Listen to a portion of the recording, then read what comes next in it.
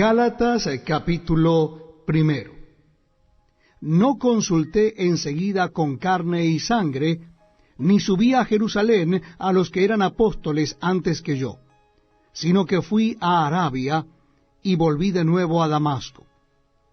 Después, pasados 3 años, subí a Jerusalén para ver a Pedro y permanecí con él 15 días.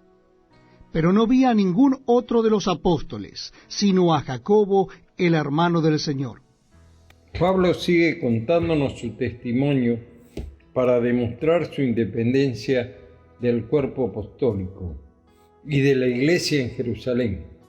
Les dice a los hermanos bajo una declaración solemne ante Dios que Él no les miente.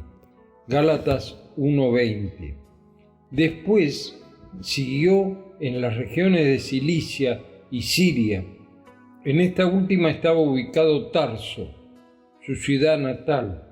Ambas eran provincias romanas en Arabia. Ver Hechos 11, 25 y 26 y el capítulo 9, verso 30.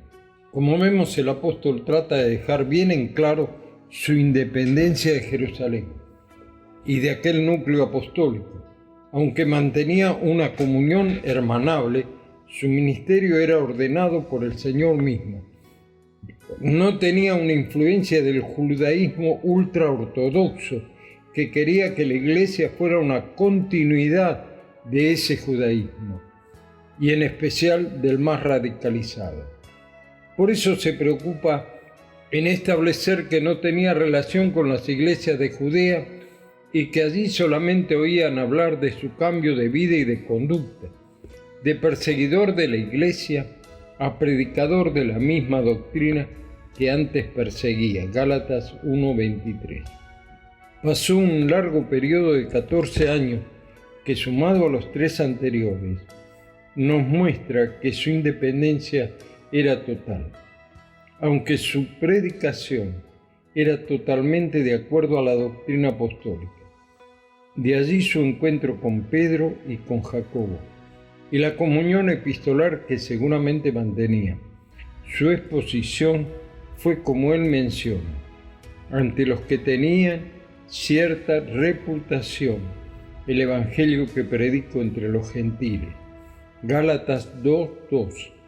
Allí seguramente estaba el núcleo apostólico y hermanos que servían en la iglesia de Jerusalén. Les recuerdo que la posición apostólica se había fijado en Hechos capítulo 15 en lo que se llamó el Concilio de Jerusalén. Y fue en esa ocasión que los apóstoles, dirigentes de las iglesias reunidas en Jerusalén, donde Pablo y Bernabé, junto a los apóstoles, en especial con Jacobo, establecieron una serie de pautas muy sencillas para que se cumplieran en las iglesias, y que, dicho de paso, siguen en vigencia hasta hoy y que a lo mejor deberíamos repasar.